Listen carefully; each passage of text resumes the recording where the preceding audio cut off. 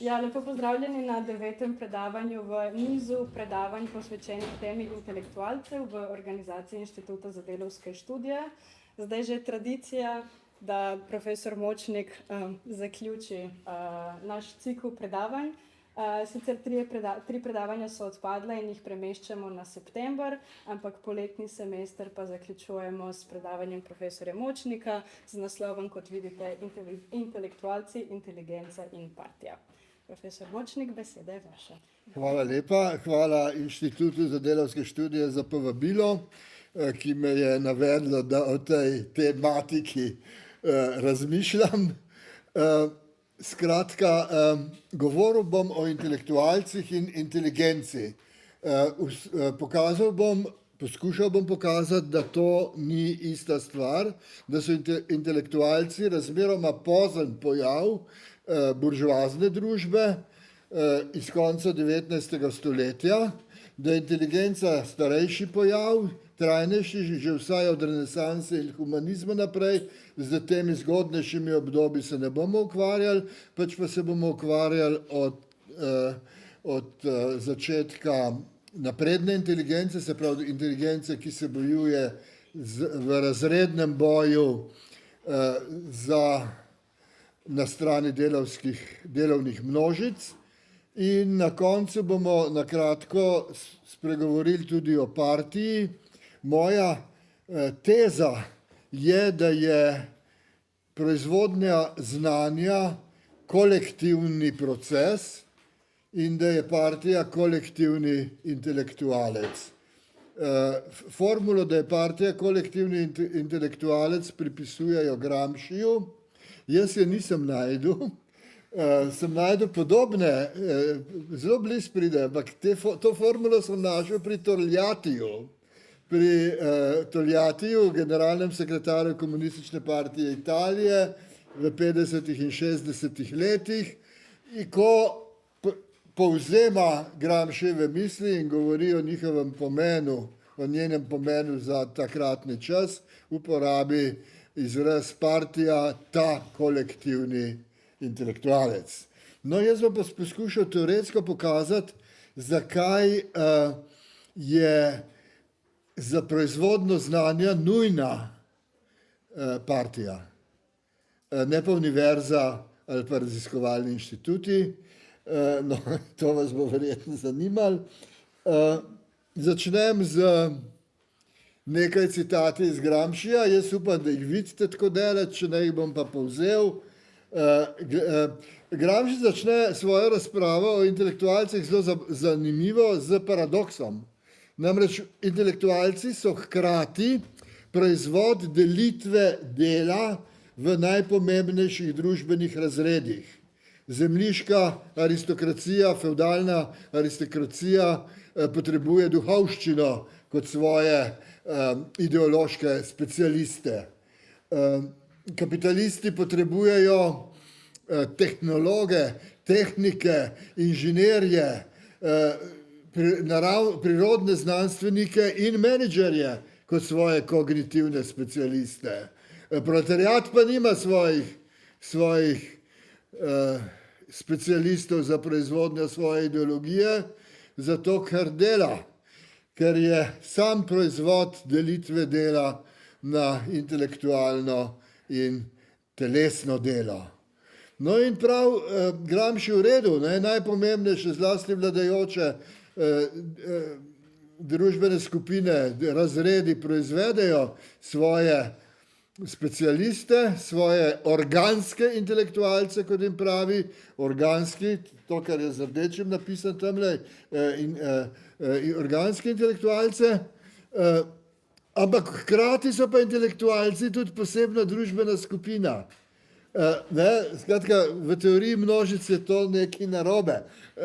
So posebne skupine, ki spadajo k prejšnjim ali pa sedanjim vladajočim razredom, filozofi že k sužnjelastniškim vladajočim razredom,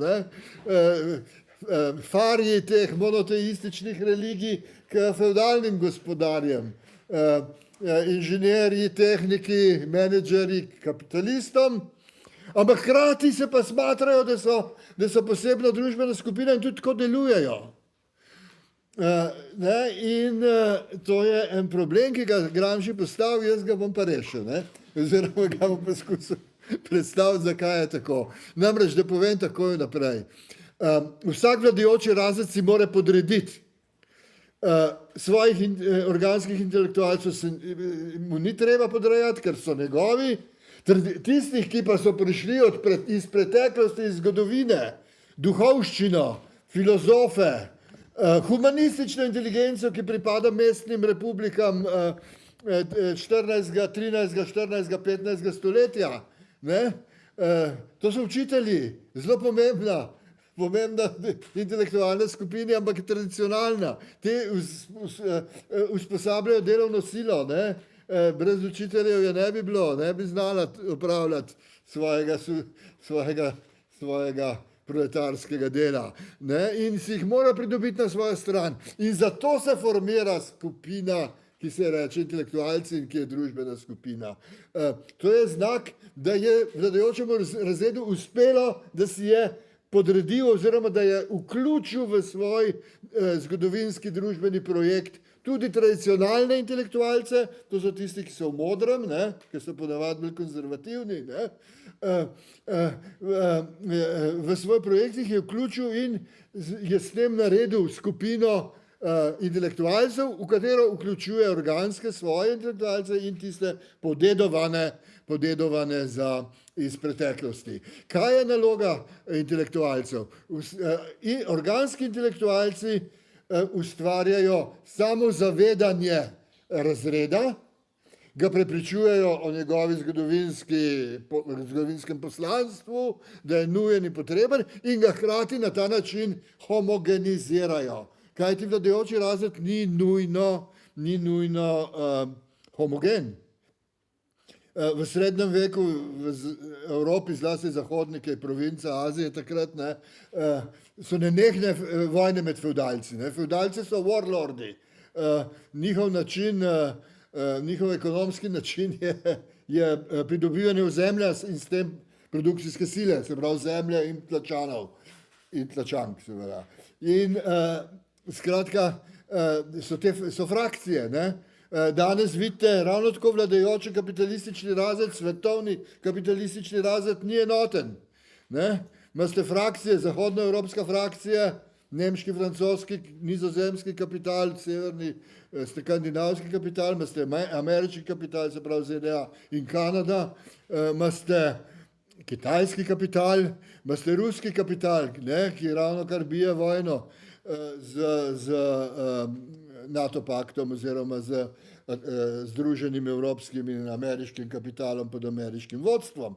Skratka, intelektualci pa homogenizirajo, vzpostavljajo enoten razredni interes. Zato intelektualci govorijo o civilizaciji, ki je na Zahodu. Ne? To je ideologija kolektivnega imperializma Zahoda. Ne? Zato govorijo intelektualci v Rusiji o tradicijah, o pravoslavju, spet limance, da ljudi nategnejo, da je to neka enota pod vodstvom lokalnega kapitalističnega razreda in politične birokracije, seveda.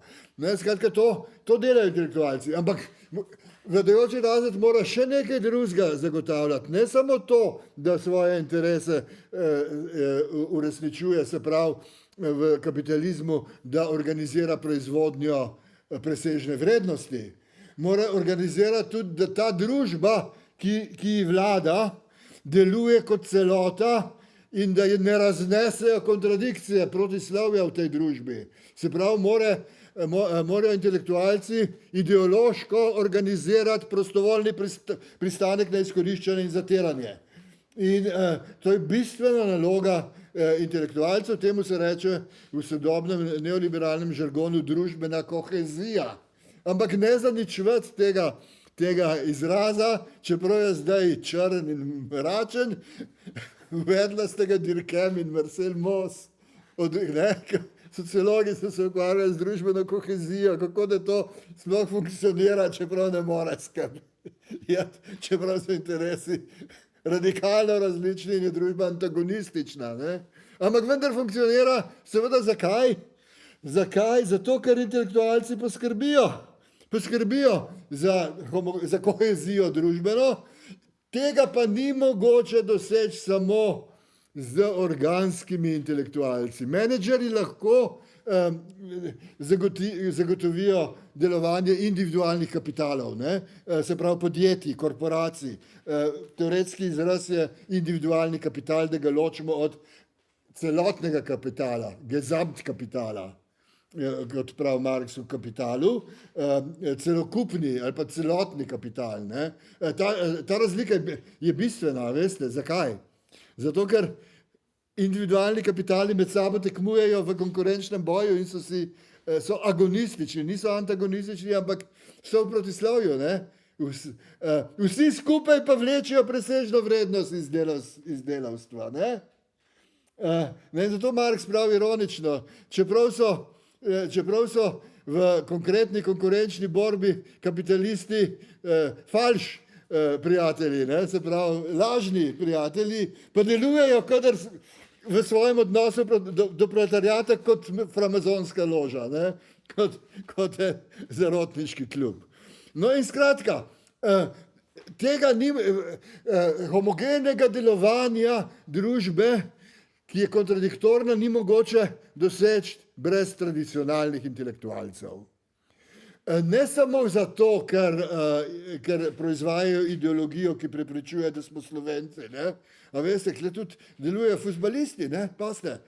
Ne? Intelektualen posel ni samo v glavi, je tudi v nogah. Ne? Ne? A veste, nacionalistično euforijo, a veste, organizira, ne? Evropa organizira nacionalistično euforijo zato, da omogoča izkoriščanje in zatiranje delovnih ljudi, ne? Ki potem derajo na nogometna igrišča in izživljajo svoj šovinizem. Namesto da bi se vsi skupaj združili, poudarili po tej bandi, ne? Ki organizira to. Ne? Skratka, Velika Britanija, Anglija, ne? A veste, najstarejši delavski razred na svetu, ne? Pa najbolj ponižan, ne? Nima svoje partije, ne? Ima pa svoje fuzbal klube. No, skratka, ni mogoče tudi zato, ker mora nekdo delovno silo usposabljati in to dela učiteljstvo na vseh stopnjah, od vrtcev do univerze, ne? In jo fura v ta aparat, ki proizvaja presežno vrednost za kapital. To so tradicionalni intelektualci in najbolj enostavno je tradicionalne intelektualce predstaviti s tem, da pogledamo, kako je bila organizirana srednjeveška univerza. Ne? In zdaj bom vstal, ki danes bom disciplinirano sedel, ampak vseeno vam bom pokazal, kako to gre, kako je srednjeveška univerza. Ne? Lejte, srednjeveška univerza se je delila tako kot zdaj, ne? Na prvo stopnjo pa na resen študij. Ne? Prva stopnja, to so bili osnovni študiji, to je bila filozofska fakulteta, se je rekel, in je bila sestavljena iz 7 svobodnih umetnosti. Zakaj so svobodne? Zato, ker ni treba delati z rokami. Ne? Mehanične umetnosti, to so obrti. Tam se dela z rokami, te so v tistem času pač podrejene, čeprav tudi ne, a veste, v mestnih republikah so vladali mojstri, cehovski mojstri, ne?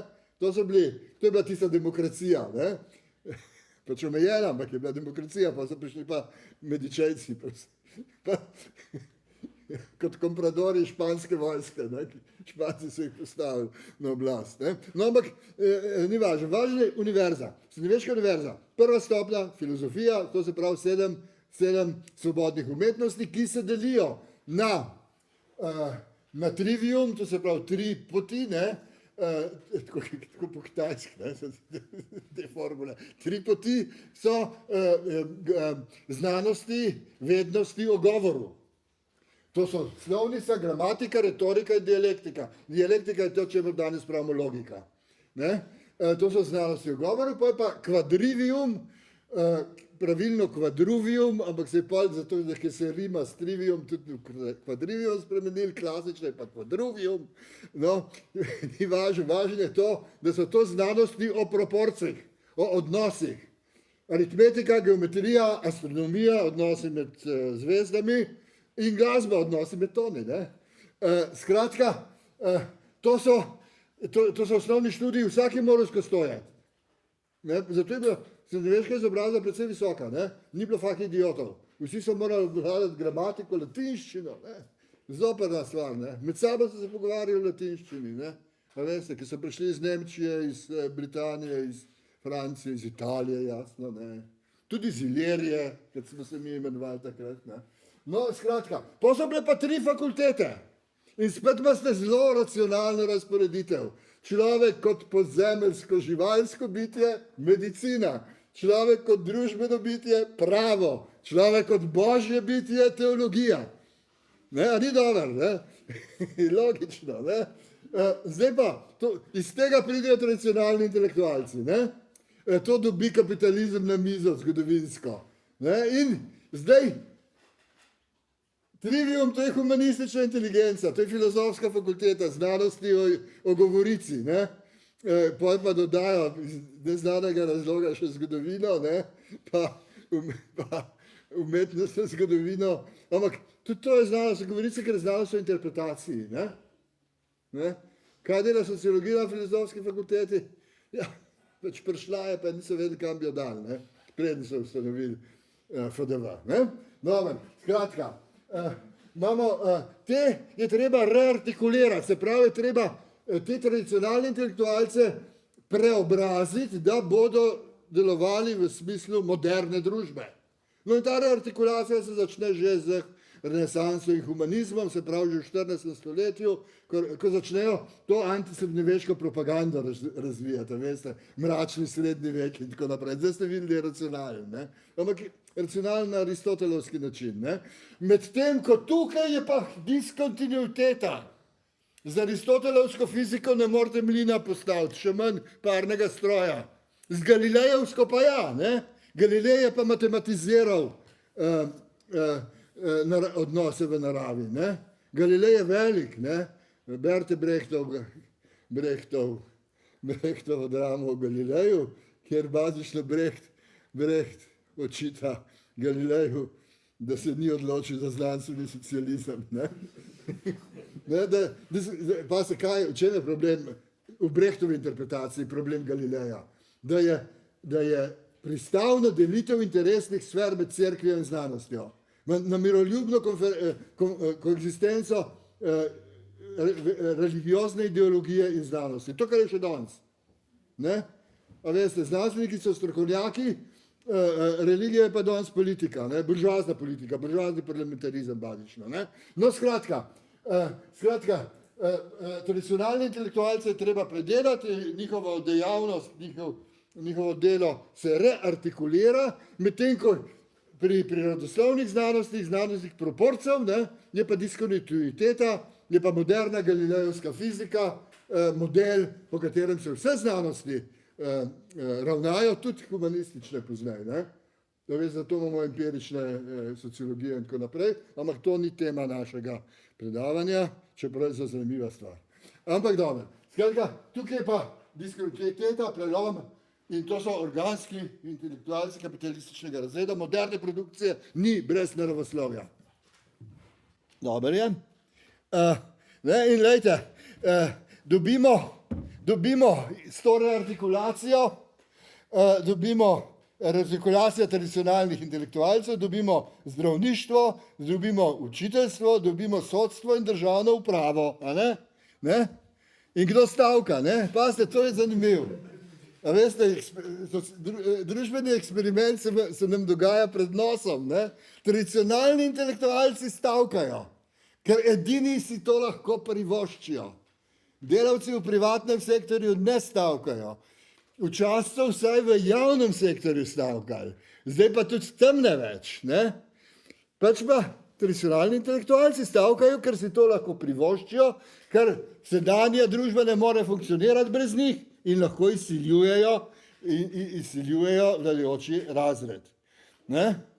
In Gramsci je to že videl, prav vsaka skupina, ki prevzema oblast, mora pridobiti na svojo stran tradicionalne intelektualce in to ji bo tam bolj uspel, čim hitreje bo svoje organske intelektualce razvila. In če če danes gledate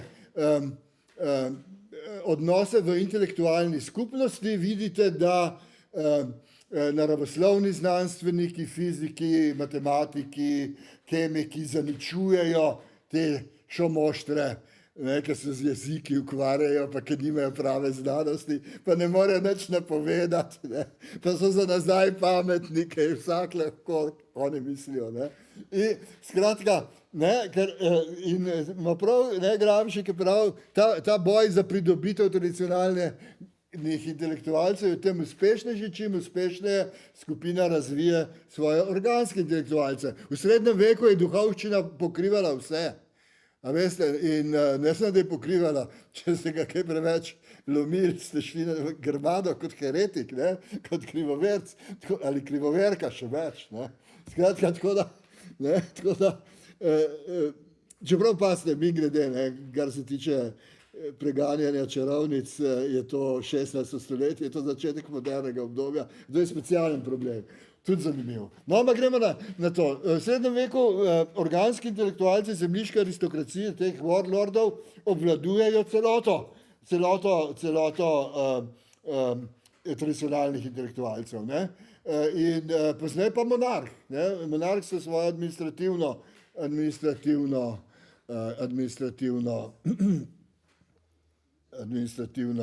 državo. No, skratka, zdaj smo tele, no in s tem, da pač zdaj tradicionalni intelektualci lahko stavkajo in izsiljujejo buržoazno državo, odvisno državo, kompradorsko državo, kaže na krizo te države. Ne? Žal ni nobene družbene sile, politične sile, ki bi to krizo lahko izkoristila. Ne? To je država odvisnega kapitalizma, ki vlada kompradorska politična birokracija.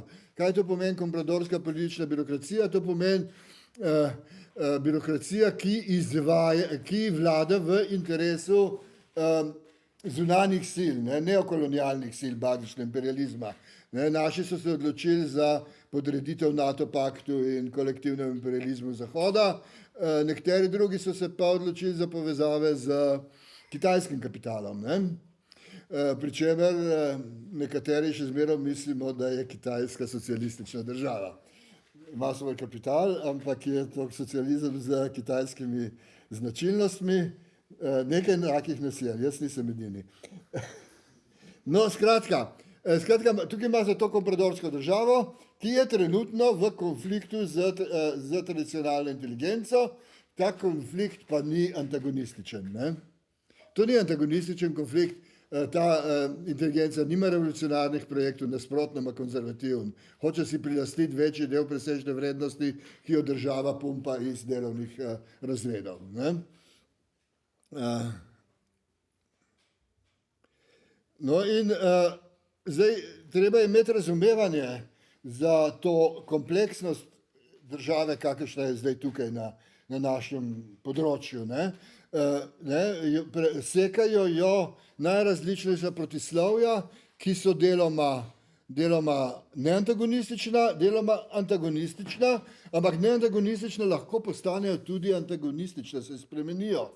Naprimer, obstajajo pač neantagonistična nasprotja med frakcijami transnacionalnega kapitala, to sem že omenil.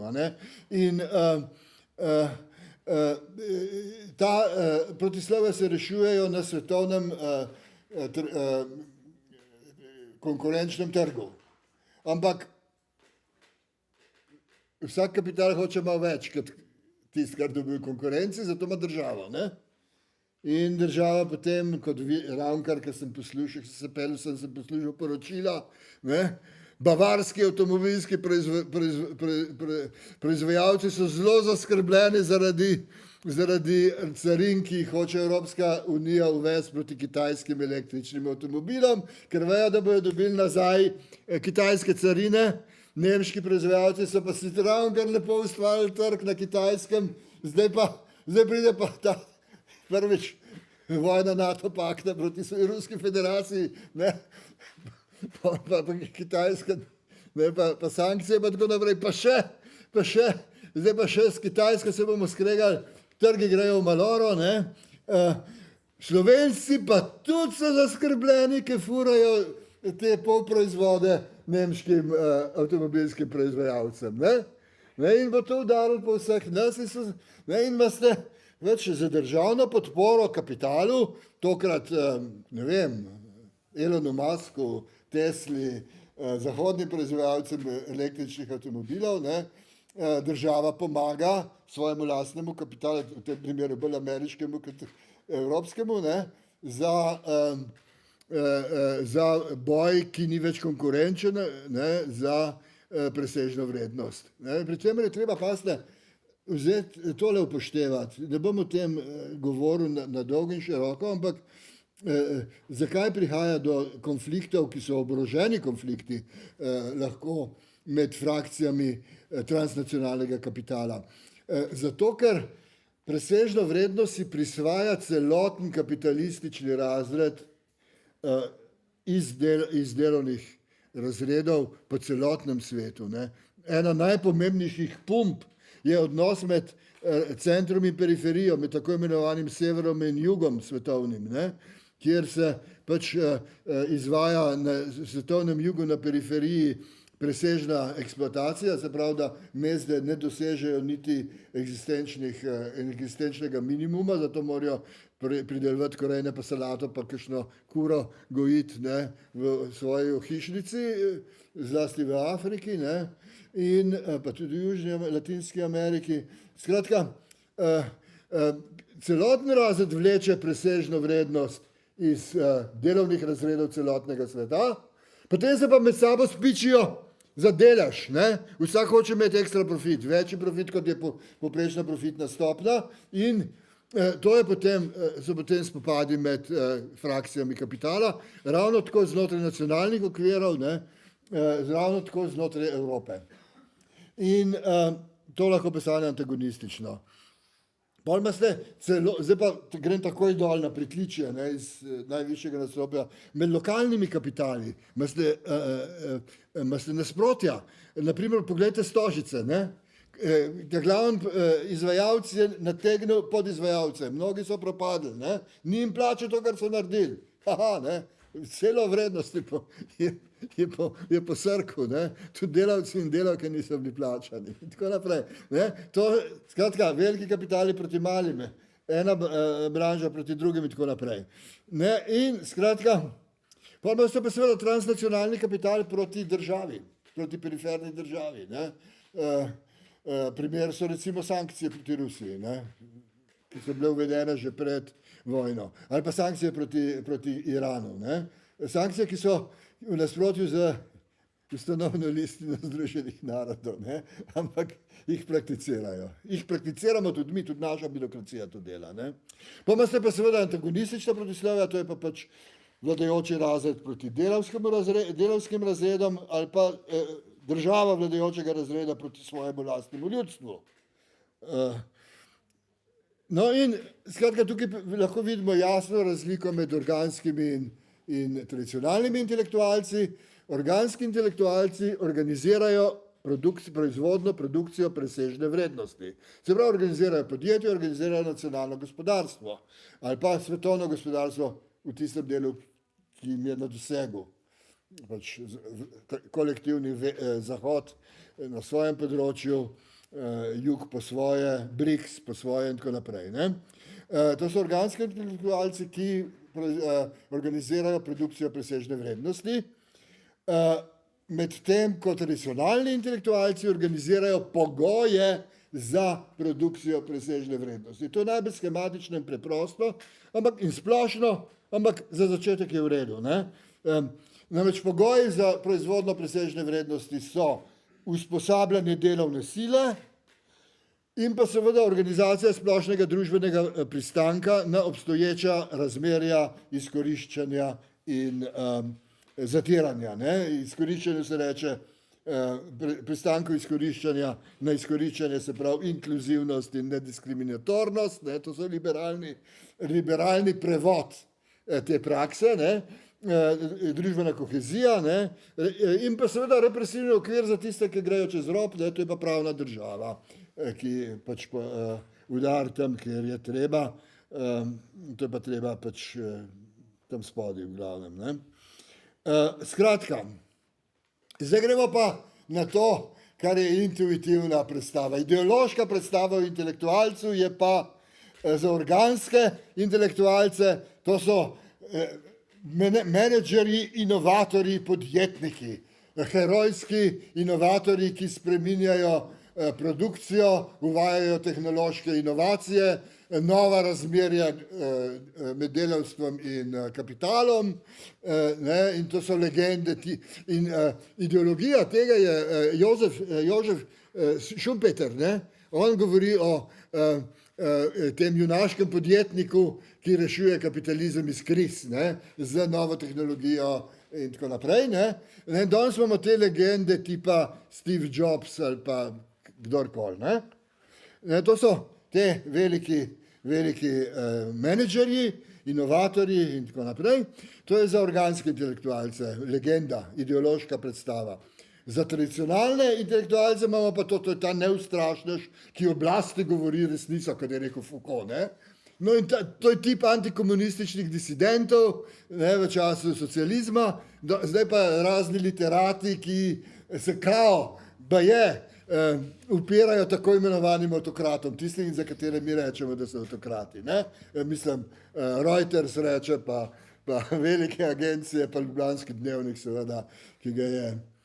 Tomaž Mastnak ne piše več kolumn za dnevnik. Zakaj ne? Zato, ker jih je najdel, da so imeli isti stavek v New York Timesu in v dnevniku na isti dan. In je rekel, to je pa res dosežek. Ne? In pa so ga skenslali. Še eno kolumno so mu dovolili, ker je pa še hujš razgrajo, ne? Proti podreditvi ameriškemu neokolonializmu, in potem so ga odstavili. Ne? No, skratka, in ta predstava o teh intelektualcih, ki je herojska, legendarna in ideološka, ne, je mehanizem, ki vključuje tradicionalno inteligenco, tradicionalno razumništvo v nova razmerja razrednega boja na strani vladajočega razreda in podeljuje organski kapitalistični birokraciji, vodilnim menedžerjem, splošen družbeni pomen, ki ga nimajo. Oni so sposobni individualne kapitale upravljati, ne pa države. Ne? Ampak, a veste, tako da imate pri tradicionalni inteligenci imamo en presežek, ne, preostanek. Smo jih sicer integrirali v moderno, sodobno družbo, ampak oni vlečejo za sabo zgodovinsko tradicijo, oni znajo latinsko, oni znajo celo grško, oni berajo arhive, imajo neko šamansko auro, ne, šaman, kaj je to? Tisti, ki v odnosu ki komunicira s predniki. Ne? Oni govorijo s predniki, ne? Mi ne znamo ne latinsko, še manj srednjeveško latinščino, ne znamo arhivov brati. Oni pa imajo za predniki stik in zato imajo nek šamansko auro. Ne? In zato imajo dodatno avtoriteto. Tem organskim pa to manjka. Ne? Manjka jim, oni so tam neki pragmatiki, ne, občasno odpuščajo delavce, niso ravno prijazni. Imajo tudi malo tak, a veste, te tradicionalni sladko govorijo, ne. Te pa povejo to, kar mislijo. Meni so zato bolj simpatični po svoje. Ne. Ampak jim pa manjka te aure. Ne.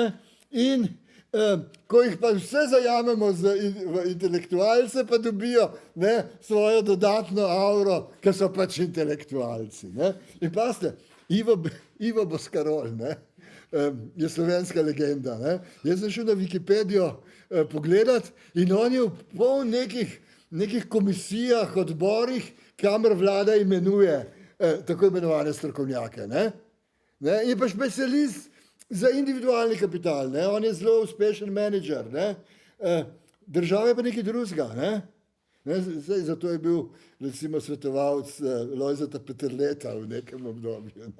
No, v redu. Skratka, tukaj imate pač presežek, tukaj imate pomanjkanje, pa jih damo skupaj, pa imajo vsi šamanistično auro. Skratka, tradicionalni intelektualci postanejo še posebej pomembni v neoliberalni državi, ki deluje na pravnem fetišizmu. Ne? Pravni fetišizem, pa se to je koncept, ki ga je upeljal Pašukanis že v 20 letih 20. stoletja, to je sovjetski znanstvenik, teorija prava, ne? In v družbi, ki je razbita na atomizirane posameznike, postane pravo edina vez, ki jo še drži skupaj v resnici. To, kar Marx pravi, v prispevku k judovskemu vprašanju. Civilna družba, to je boj vseh proti vsem, vsak misli sam nase, ampak pravo pa disciplinira in drži skupaj to družbo, z temi razmeri, ki so pravno urejene. In to je pravni fetišizem, ki omogoča blagovni fetišizem na ekonomskem področju. No in skratka, za organski pa postanejo pomembni zato, ker ravno neoliberalna država mehanično prenaša strategije, postopke upravljanja z individualnega kapitala na državo. A veste, ki govorijo, Slovenija ni konkurenčna, je padla za 2 mesti na lestvici konkurence, lahko berete danes v časopisih. A veste, včasih smo govorili o miroljubni koexistenci, ne o tem, da bodo države med sabo tekmovale, ker vemo, da konkurenca lahko preide v kaj drugega, v konflikt. No, skratka, oboji svojo dodatno, tradicionalci, in dodano, organski, avro sodelujejo v buržoazni javni sferi. To je ideološka sfera, pod buržoazno vladavino, temu se reče medijska krajina, to je televizija, časopisi, radio, internet in tako naprej. In filozofsko kategorijo tega je postavil že Kant. 1784, še pred francosko revolucijo, ljudje imajo, a veste, so ljudje, ki vidijo trende. In slovita formula tega razsvetljenskega intelektualca je Kantova formula iz spisa Kaj je razsvetljenstvo, in prav, z javno uporabo lastnega uma razumem tisto rabo, ki jo kdo kot učenjak izvaja pred celotnim svetom bralnega občinstva. A veste, kle imate specialista učenjaka, ki poseže ven iz svoje strokovne sfere v javno sfero. Predpostavlja, da javna sfera obstaja, oziroma kot pravi Kant, bolj odkrito srčno, bralno občinstvo, to so tisti, ki berejo. To niso vsi. Danes sicer gledamo vsi televizijo, oziroma jaz se ne več, ki se je pokvarila, pa je fino. Človek počuti emancipiranega, ne pa svoje zaslugi.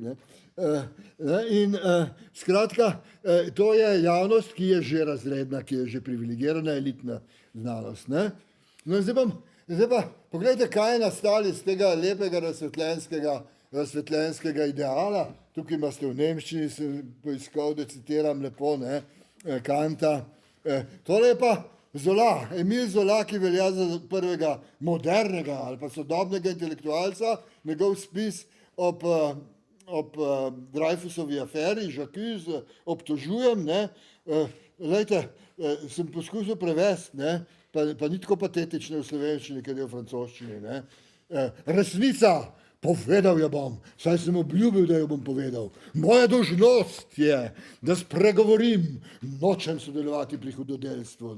Samo ena strast me prežema, strast, da razsvetlim. A veste, kaj še ni fašizma, je še oboje, liberalizem pa fašizem skupaj. Strast, da razsvetlim v imenu človeštva, jasno, čega v imenu nekaj. Moj goreči protest je krik moje duše. Skratka, kaj imate? Individualni podvig. On tega ne bi mogel pisati, vsi bi se mu smejali, če bi bil nek pariški delavc v Leal, ki tam salato preklada. Ker je bil pa že takrat velik pisatelj za auro, šamanistično, napisal velike romane, tudi dobre, čeprav se malo vlečejo, ampak okej. On je lahko naredil individualni podvig, on piše predsedniku republike. V imenu resnice, zato ker bajejo on ima, ki je v žepu, v glavi, s pravičniškim moralnim patosom, naslovljene pa na oblast in na širšo javnost. Ne? Na koncu bomo videli še enega, ki je isto naredil in boste videli pred 20 leti, naš človek, tudi Francoz. Ne? No in zdaj imamo kontro. Pierre Bourdieu, ki ni maral marksistov, ne? Ampak tudi intelektualcev ni maral. Ne? In prav, v svoj gnev na novinarje in na medijske intelektualce je izlil v besedilu, ki se mu reče sur la televizion. V slovenščini je to prevedeno na televiziji. V francoščini je dvoumno. Je o televiziji, ne, kot sur, o televiziji ali pa na televiziji, ker je res Bourdieu imel ta predavanje na televiziji, proti televiziji. Pa se to je še Francija, ne? Še zmeraj kljub vsemu, kar lahko rečemo. Ne? In še zmeraj vi lahko polemizirate proti televiziji na televiziji. Ne?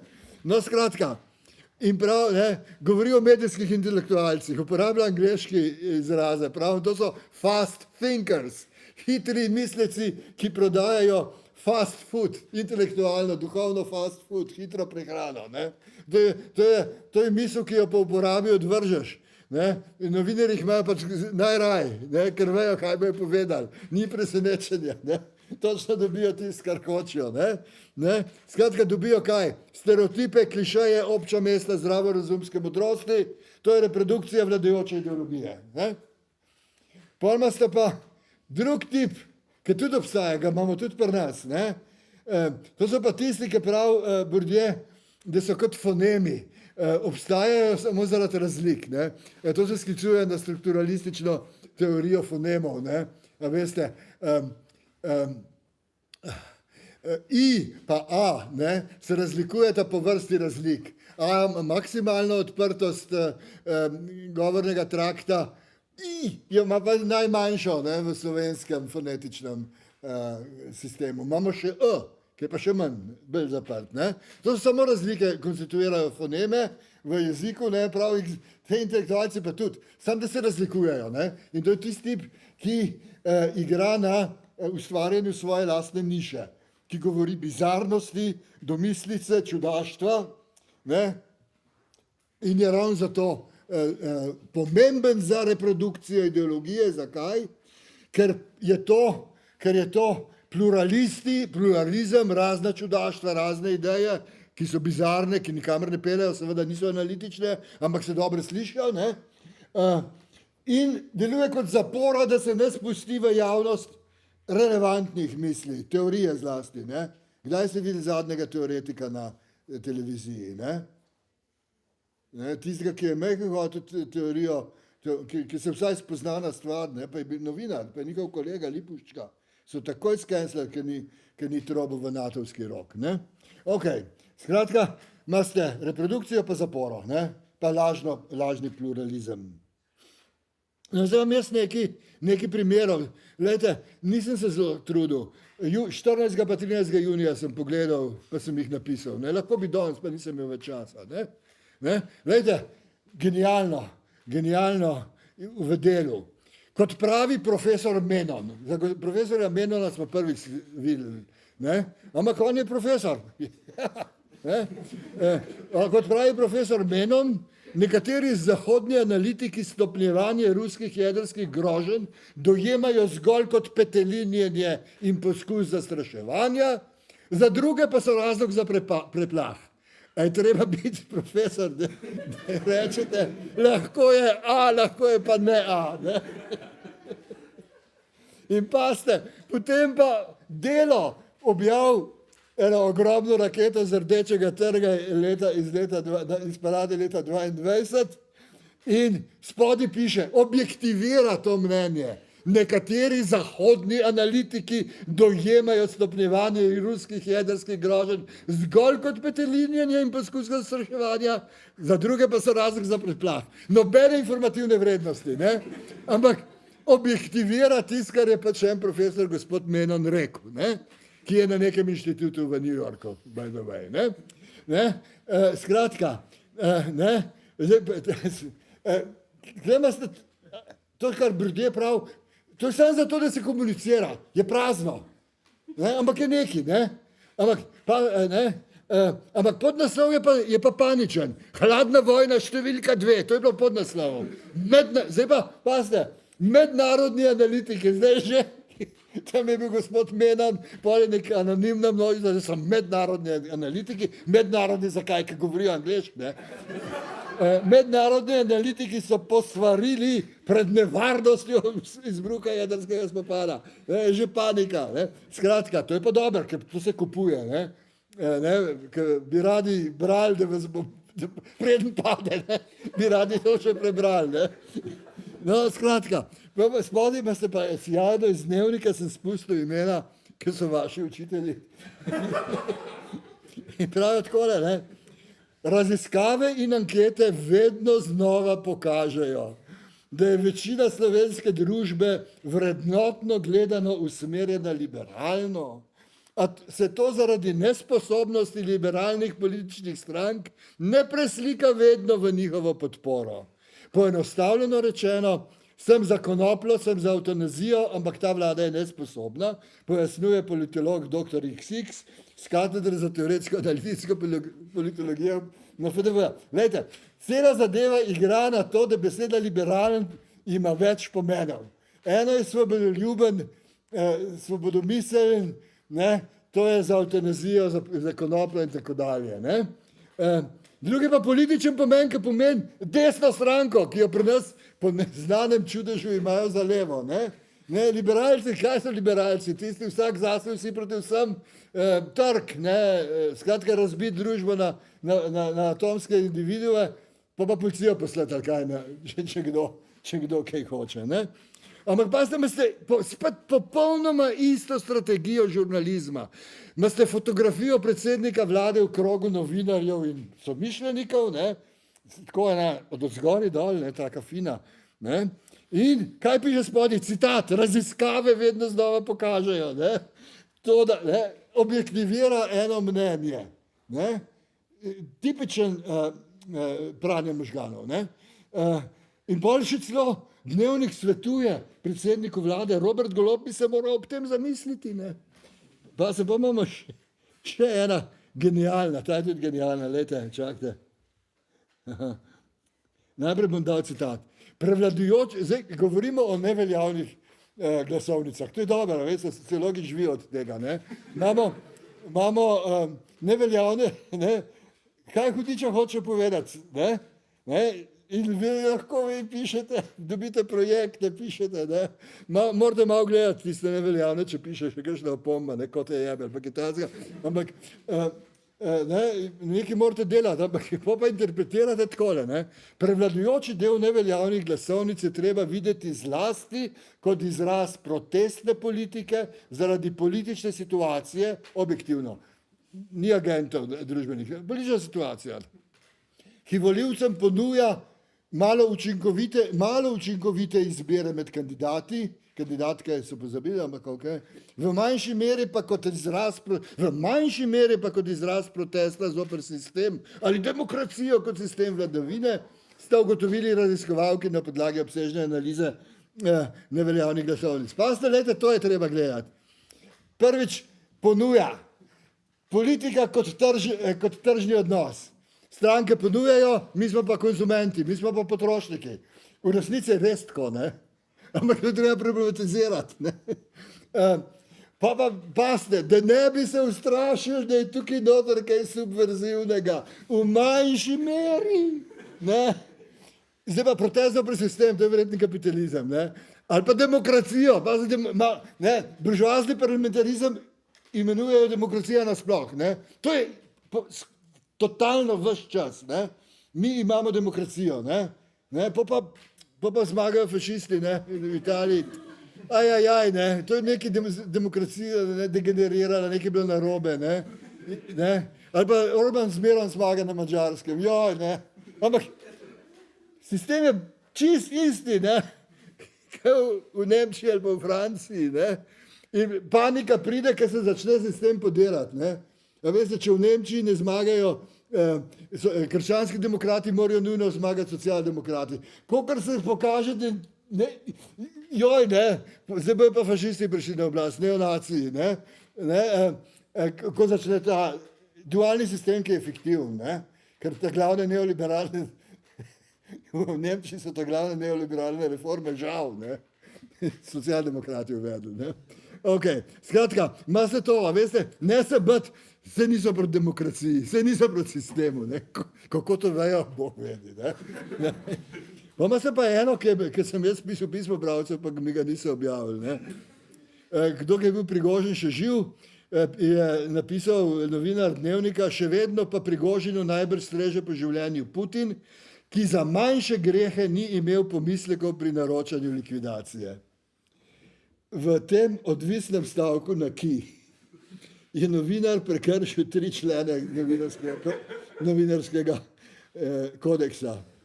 Ki pravi, novinar mora pri objavljanju informacij, ki vsebujejo hude obtožbe, pridobiti odziv tistih, ki jih te informacije zadevajo. Skratka, da morate tega napisati, preden ne pišete Putin, da naj komentira.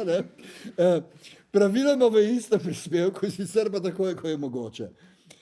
Enako mora storiti tudi, ko povzema hude obtožbe iz drugih medijev in arhivov. To je naredil on in Bog je odkot je pobral iz kakšnega, Die Welt ali pa Figaroja ali pa kakšnega reakcionarnega zahodnega medija. Pol, ko novinar objavlja nepotrjene informacije, govorice ali ugibanja, mora na to opozoriti. In da tretji, novinar mora, kadar je le mogoče navesti vir informacije, Die Welt, Figaro. Skratka, uspel mu je, da 3 člene prekrši, meni pa niso objavili pisma, ker sem na to opozoril. Sem bil sicer nesramen, ker sem napisal, da so presegli natovsko propagando.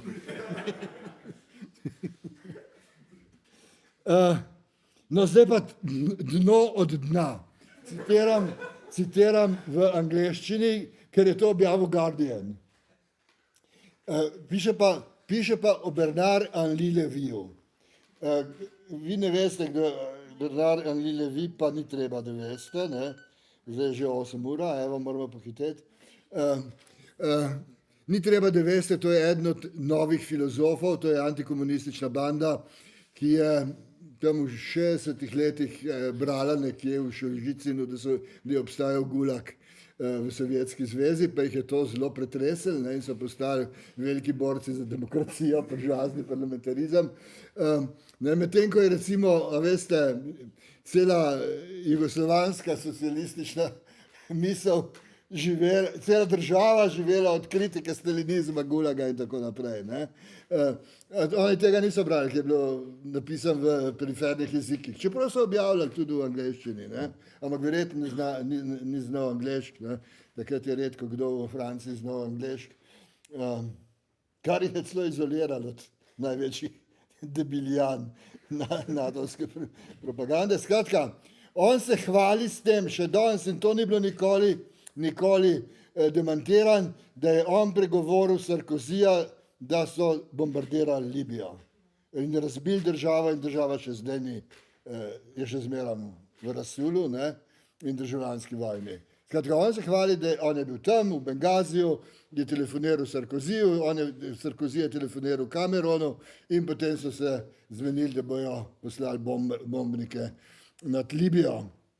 In potem pa ste, a veste, konc tega je pa od Kanta do semle, Delam, kar hočem, jaz sem svoboden človek, zato sem različen od drugih.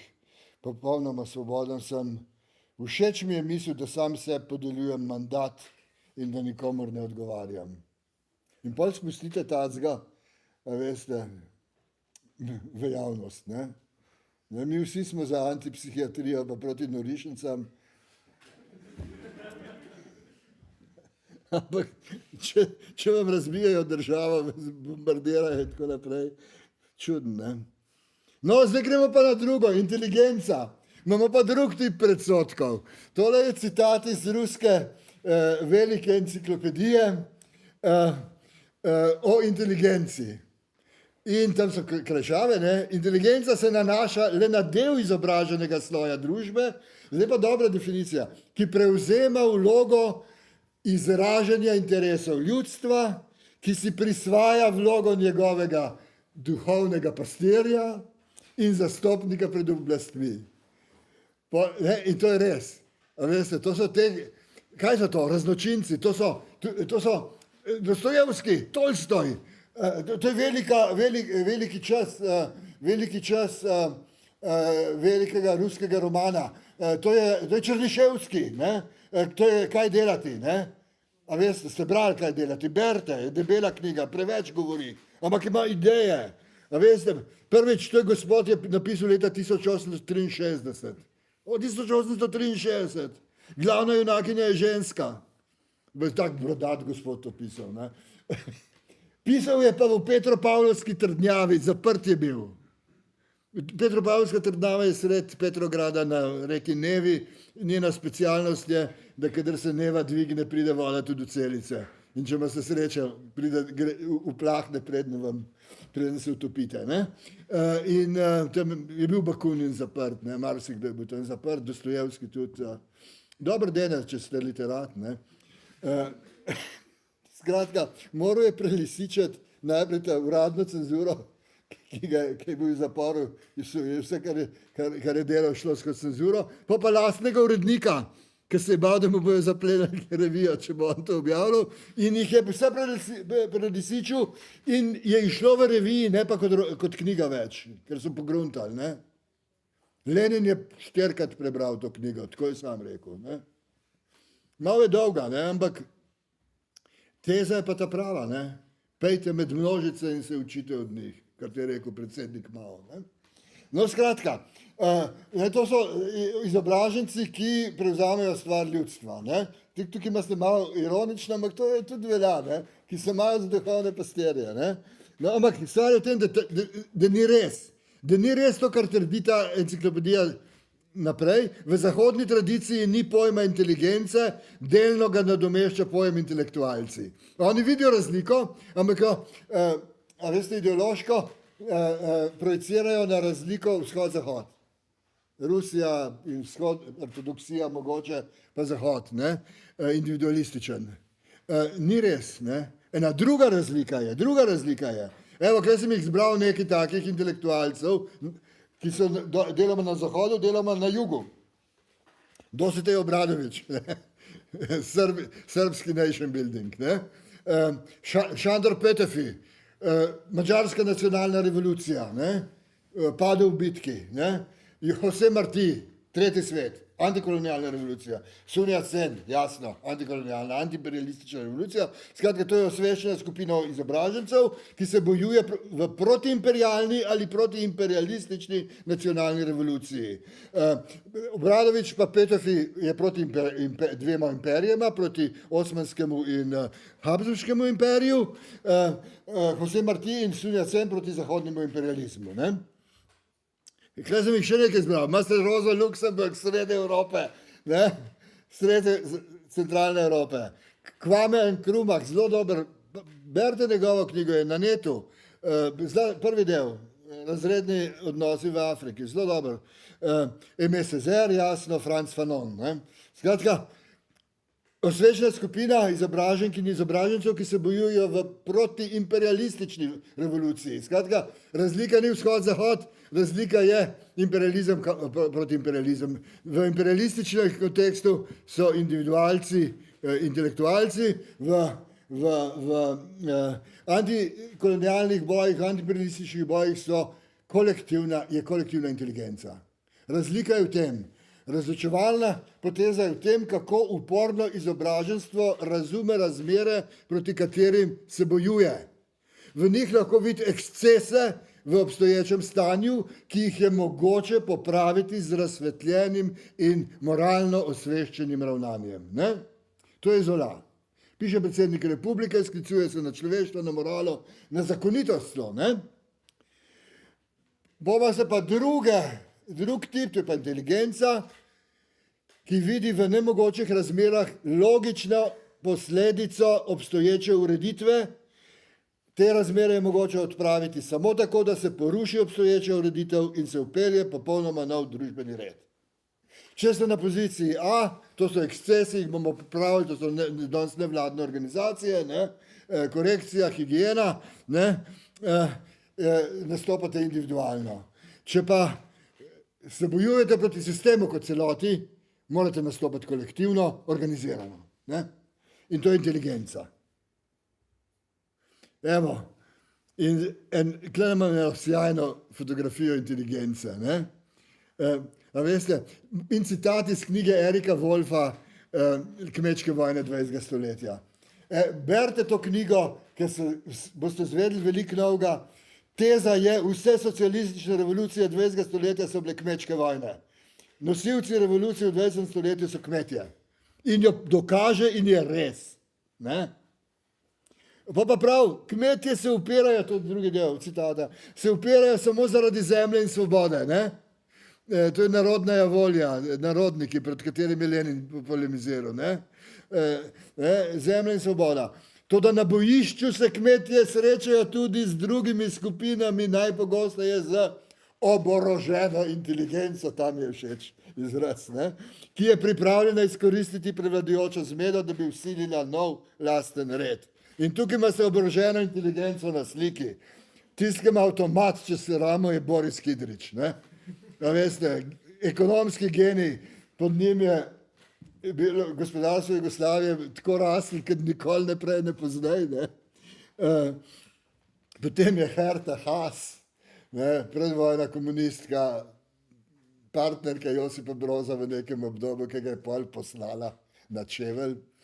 Mislim, prava komunistka. Potem verjetno tale Edvard Kardel z očali, tale ta drug očalar je pa Franjo Ljubej Sokol. Ne? In to je del slovenske delegacije, ki se vrača z drugega zasedanja Avnoja, kjer so ustanovili novo Jugoslavijo. Ne? No zdaj pa, kako se zdaj to doseže? To je pa zdaj konc, tale schema je pa konc. Ampak je treba razložiti, verjetno jo nekateri poznate, ker ni prvič, da jo kažem. Nanaša se na operaistično teorijo razrednega boja. Operaisti so rešili en problem, ki je notoričen, ki je nerešljiv v empirični sociologiji. Ali delavski razred obstaja? Ne? In operaisti so rekli, ne obstaja, če se ne organizira. Obstaja samo tehnična sestava delovne sile. To je pečat, ki ga vtisne delavstvu trenutni aranžma produkcijskih sredstev. A veste, če imate industrijo konca 19. stoletja pa začetka 20. stoletja, kot naprimer Karl Zeiss, Jena Glas, nemška industrija, visoko profesionalni delavci delajo fino mehaniko, zelo specialistične in komplicirane proizvode, izdelke, ki jih delavstvo še obvlada. Delavstvo še obvlada produkcijski proces. Zato je močno in organizirano v sindikate in imate že socialdemokrate, ki so v tistem času revolucionarna stranka. Ne? Skratka, imate te delavce, ki ogrožajo kapitalizem, ker so se organizirali v razred. In to je ideja. Obstaja tehnična sestava delovne sile, ki ustreza trenutnim produkcijskim silam, produkcijskim sredstvom, in ki je proizvod pač teh ideoloških aparatov države, šolstva, izobraževalnega sistema. In to je samo podreditev delavstva kapitalu. In to, kar je dobro v tej teoriji, ni samo to, da prav ni delavskega razreda, če se ne organizira, ampak tudi, da tehnologija ni nevtralna. Tehnologija je tehnologija proizvodne presežne vrednosti, torej instrument razrednega boja kapitalističnega razreda. To je evidentno, ko vpeljejo tekoči trak. Tekoči trak zbije kvalifikacijo delavca in delavke na nulo, ker se bo vse naučil na delovnem mestu in naučila se bo na delovnem mestu. Še leta 27, mislim, sem nekje dobil podatek, je v Fordovih tovarnah 70% delavcev se priučilo na delo na delovnem mestu. 70% leta 1927 v avtomobilski industriji za tekočim trakom. Ne? Skratka, ni treba, da so izobraženi, ni treba, da govorijo isti jezik. To so množice, ki prihajajo iz Evrope, kjer je agrarna kriza, kmetje, ki crkujejo od lakote v Evropi, pridejo v Ameriko, hop, v tovarne, boljš, da ne govorijo med sabo, da se ne razumejo, ne, še bolj, ne, in delajo za tekočim trakom. Ne. To je tehnična zastava delovne sile, ki ustreza produkcijskim silam, oziroma produkcijskim sredstvom, so del produkcijskih sil, produktivnih sil, ustreza produkcijskim sredstvom trenutnega kapitalističnega pogona. Če pa se politično organizirajo, postanejo razred. Druga so pa samo tehnična kategorija, ki jo vodi kapital kot variabilni kapital ali kot danes pravijo strošek dela. Ne? Skratka, lejte, ampak v čem je štos? Štos je v tem, da seveda tehnična sestava delovne sile razbije politično sestavo delovskega razreda v prejšnjem trenutku. Okoli 1900 vpeljejo tekoči trak, vpeljejo monopolni kapitalizem proti konkurenčnemu in postavijo socialdemokracijo pod problem, ker ni več ustrezno organizirana. In pride prej ali slej do razkola med socialno demokracijo in komunisti. Komunisti, bolševiki 1907, spopad med menševiki in bolševiki v ruski socialdemokraciji, je prvi odziv na krizo, na odgovor na krizo kapitalizma. Kapital je našel odgovor, zdaj ga mora tudi delavsko gibanje, ne? Ker je kapital novo strategijo upeljal. In danes smo v istem situaciji. Kapital je v krizi že od 70 let 20. stoletja, je iznašel neokonzervativizem, neoliberalizem kot rešitev te krize. To gre tako, ampak to je njihov odgovor. Delavsko gibanje pa nima odgovora. Ustraja na formuli buržoazne stranke, ki je formula socialdemokracije, se pravi dve epohe nazaj. Ne? To niti komunistične stranke niso več. Ne? To so nekaj socialdemokracije v najboljšem primeru. Melanchon, ki mu pravijo radikalni, ekstremni levičar. Ne? Je ponižen socialdemokrat. Ne? Hoče doseči tisto, kar je bilo pred 30 leti normala. Ne? Ok, berite danes pa piše v dnevniku, da je radikalni levičar. Ok, ne? Skratka, ampak gledajte, če se delavski razred politično organiziral razred v času T, to je tempus, ne? To je čas. Ne? To je čas T. Oni pa razbijajo njegovo organizacijo v času T-1 v prejšnjem obdobju. Je delavski razred v prednosti, ne? To je fino v tej teoriji, je optimistična. Ampak Marx je to že rekel.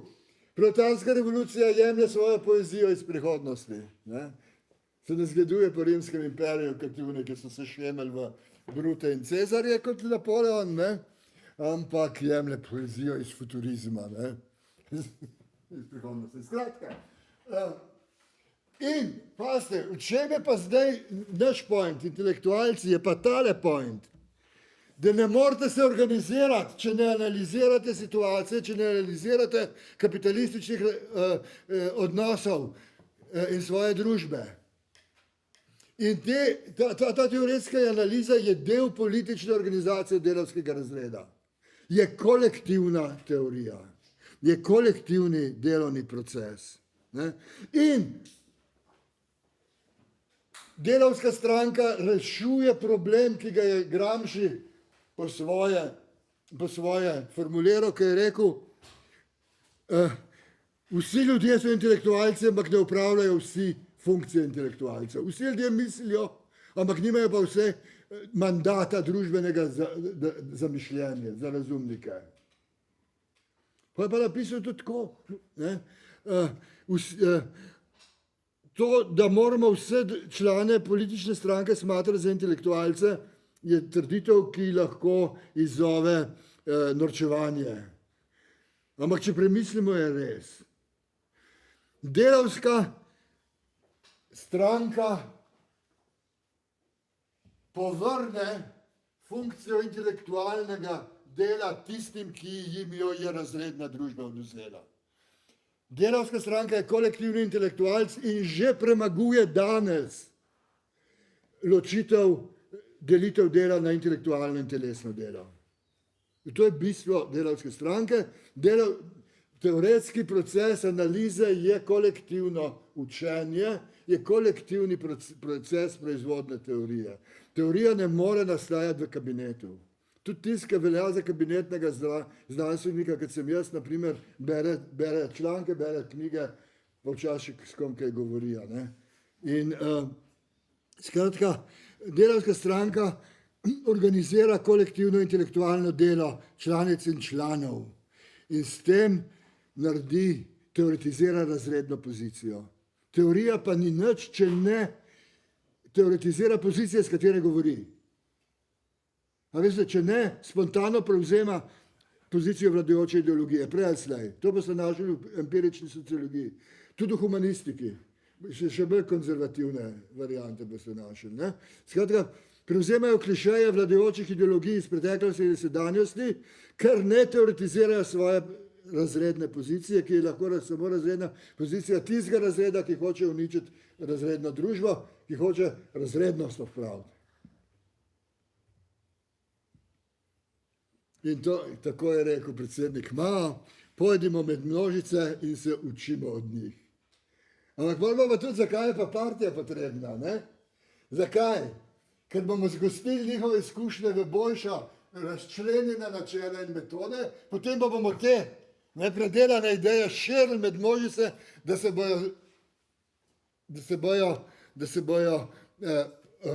bojo te načela in metode uporabile v praksi in rešile svoje probleme. Množice so dejavnik zgodovine, ne? To je že v nemški ideologiji, ne? Jasno bilo. Ampak brez partije, brez organizacije ni razredne delavske akcije. Skratka, s tem bom končal, imam še 2 slajda za mogoče v razpravi, ampak bazično gre iz množic za množice, organizacija in teorija sta kolektivno delo. Hvala.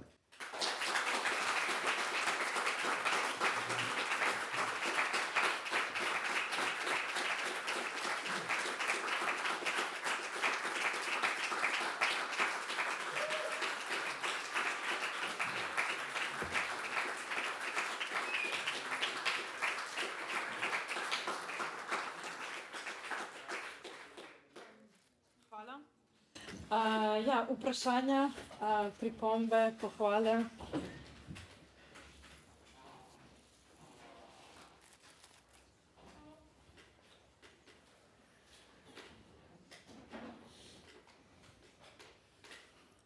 Nihče?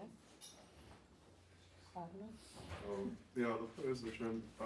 Mogoče en element, če bi komentirali, ki ga niste omenili pri razločevanju med organskimi in tradicionalnimi intelektualci, je, kaj je nekako vloga organskih intelektualcev ravno pri spremembi sistema.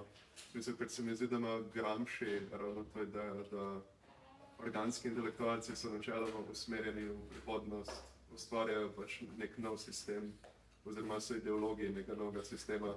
In potem, ko je enkrat ta sistem ustvarjen, lahko nekako regresirajo v tradicionalne intelektualce. Kako to nekako povezujete s to razliko med organskimi in tradicionalnimi intelektualci, ki se jo vi predstavljate? Ja, glejte, ta razlika med tradicionalnimi in organskimi intelektualci posameznih razredov je shema, ki je orientacijska in je dober začetek. Potem imate pa seveda, glejte, vzemimo ekonomiste. Ekonomisti so hkrati tradicionalni intelektualci, ker prihajajo iz kameralistike, iz enih tradicionalnih ved absolutne monarhije. Klasična politična ekonomija se začne ravno pod absolutno monarhijo z fiziokrati, se pravi prvič znanost obravnava družbo kot celoto na modern ekonomski način, pod absolutno monarhijo, kar je normalno, ker absolutna monarhija vzpostavlja državo, ki jo je treba upravljati kot celoto. Ne? In skratka, potem so, po tej liniji so tradicionalna inteligenca in intelektualci. Po drugi liniji so pa najbolj organski kapitalističnega razreda. Ne? Veste, Adam Smith je mejna figura. On je bil moralni filozof in je imel to idejo, ki so že takrat so se delali norca iz nje, private vices, public virtues, se pravi, privatni grehi so javne kreposti, ne? Če vsak sam zase skrbi, bo vendar na koncu se ustvarila spontana hierarhija, to je pač ta mitologija svobodnega trga. In on je mejna figura, on je resnič še svetovalec vladarju. Ne? Potem pridejo pa poznejši, tudi poznejši fiziokrati kot Turgot, ki so statistiki, ki razmišljajo popolnoma matematično, ali pa Ricardo, organski intelektualec kapitalističnega razreda, proti aristokraciji, borzni špekulant, tako je dobil denar, da je sploh lahko začel pisati. Ni znal pisati, ni imel šol, zato hvala Bogu ni veliko pisal. A veste,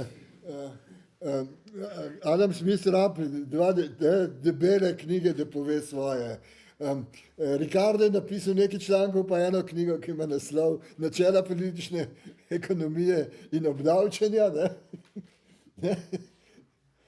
In je sjajna, pazite, v drugi ali v tretji izdaji je dodal poglavje, pa prav sem se motil, tisto ne velja, kar sem prej govoril. To, da delavci razbijajo stroje, ima svojo logiko. Jaz sem mislil, da je iracionalno, zdaj pa vidim, da ne, jih mečejo iz službe. Skratka, on je pa že organski delovalec proti carinam, za uvoz žita in tako naprej.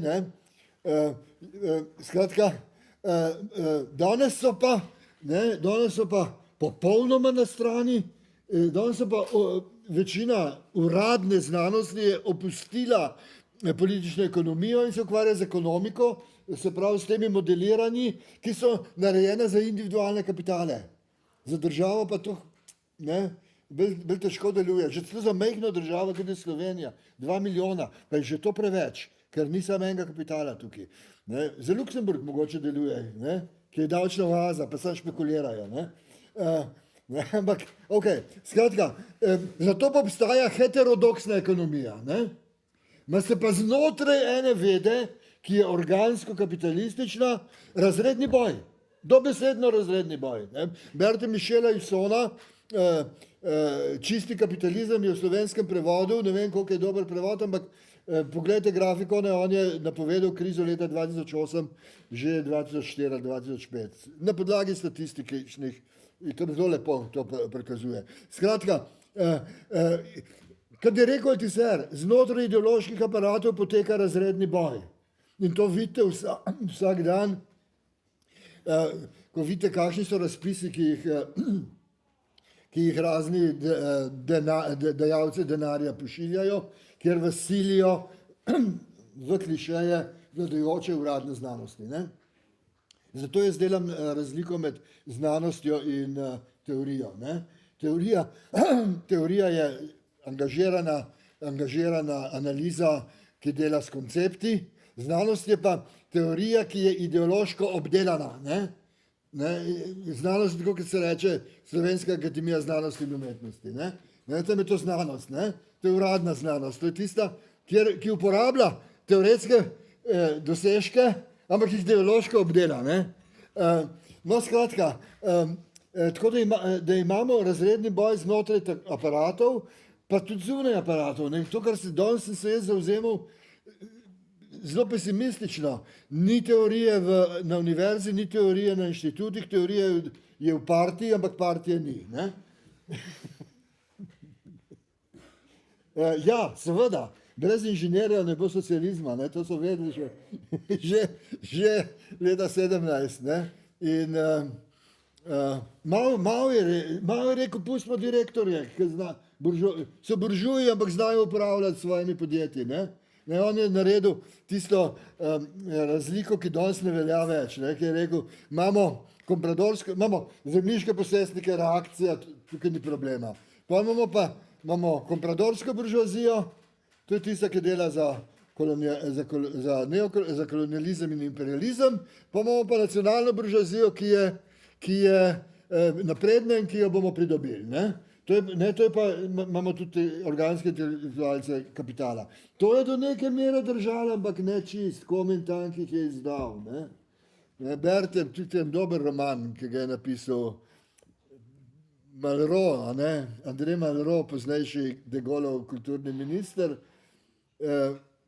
La condition humaine je francoski naslov, slovenski je človekova usoda, condition je bolj način bivanja, ne? Ampak ok, človekova usoda je prevedena v slovenščino, zelo dober roman o šangajski vstaji in pokolu. Ne?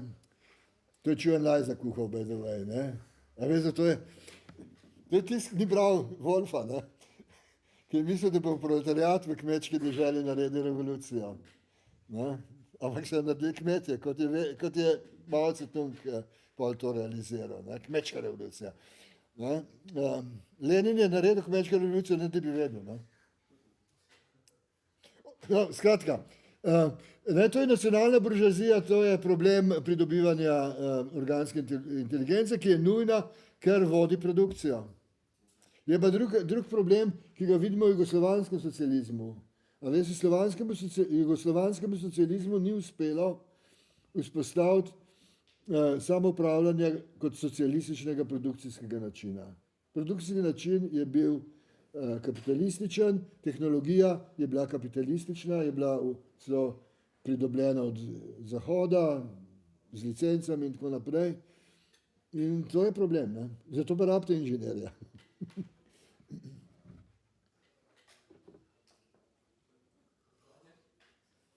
Kako pa mogoče razumete položaj projektnih delavcev, mogoče, ne vem, te, ki pridejo iz Filopaksa, PTV-ja, imajo neko razumevanje, zaznavajo protislove sodobne družbe, potem pa se zgodi, da za voljo vlastne reprodukcije, kakorkoli, unovčijo to zaznavanje v nekih nevladnih organizacijah. Ker se zdi na nekog način, da Evropska unija, Evropska komisija na ta način, ne vem, ali miri družbene probleme, ali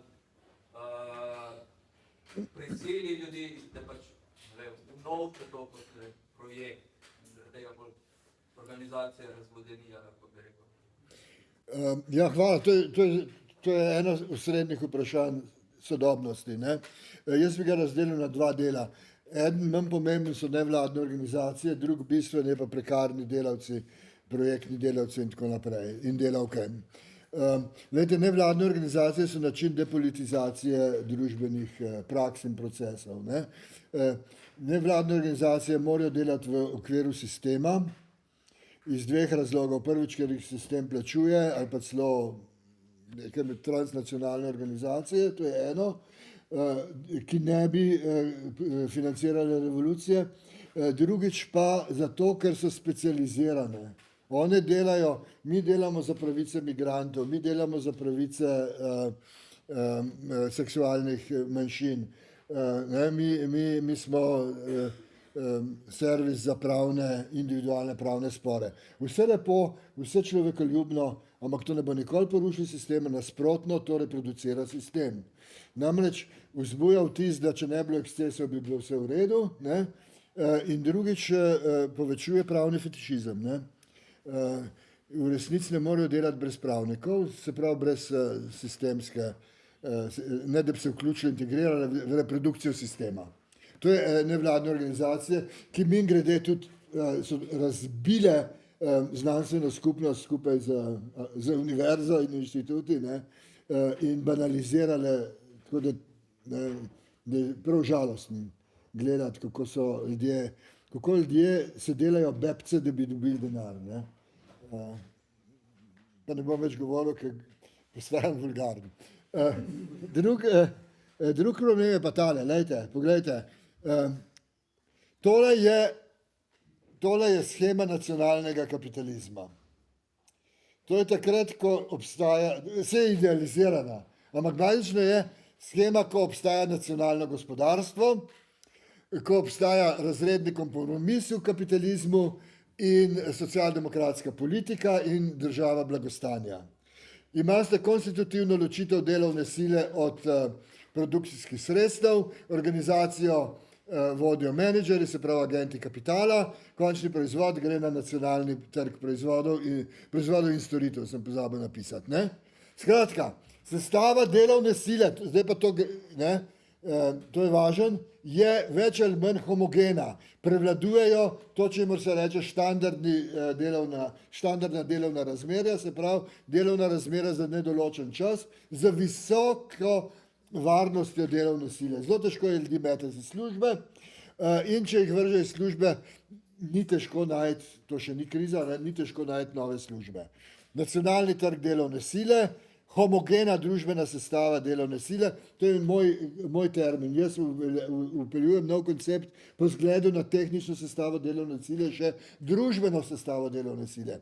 Če so vsi redno zaposleni in to v družinah očetje in mame in imajo otroci možnost študiranja v javnem sistemu in potem zaposlitve, imamo homogeno družbeno sestavo delovne sile in homogenizacijo osnovnih enot reprodukcije, se pravi gospodinjstev.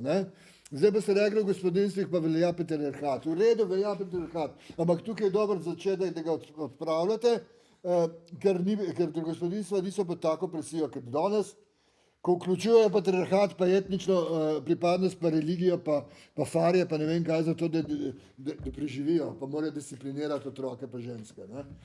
Mladino pa ženske. No, skratka, imate homogenizacijo osnovnih reprodukcijskih enot, se pravi gospodinstv in nacionalno kulturo, ne?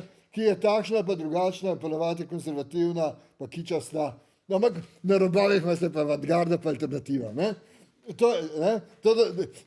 smo v tem živeli, nam ni bilo všeč, ne? Pa smo zašli avantgardo pa alternativo. Ampak danes je pa to ekstremno levičarstvo, če se zavzemate za tak socialni kompromis, razredni kompromis in socialdemokracijo. Danes je pa tole.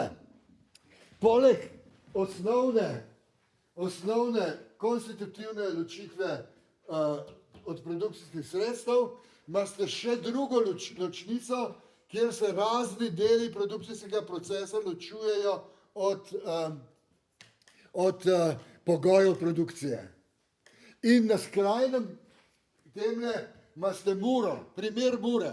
Mura je individualni kapital slovenski, je podizvajalec Bosa, ne? Kar pomeni, da imate klasičen kapitalističen odnos med mursko-sobonskim kapitalom in prekmursko delovno silo, v glavnem ženske, ampak visoko produktivne, visoko kvalificirane, visoko kvalitetni izdelki. Ampak končni proizvod je pa lastnina Bosa, ki je kvazi monopol na svetovnem trgu in ki lansira ta proizvod po celem svetu. In ta kapital ne kontrolira pogojev svoje produkcije, delovna sila pa še manj. Ne? In ko se Bos kvazi monopolist odloči, da ne more s Pakistanci, pa Kitajci, pa Bangladešem konkurirati, čeprav so njegove srajce boljše, ne? Ampak v množični produkciji to ni važno, pa se menjujejo mode, pa tako naprej, to so sekundarni načini marketinga, ne? Reče, hvala, vas ne rabimo več. In gre vse v maloro. Ne?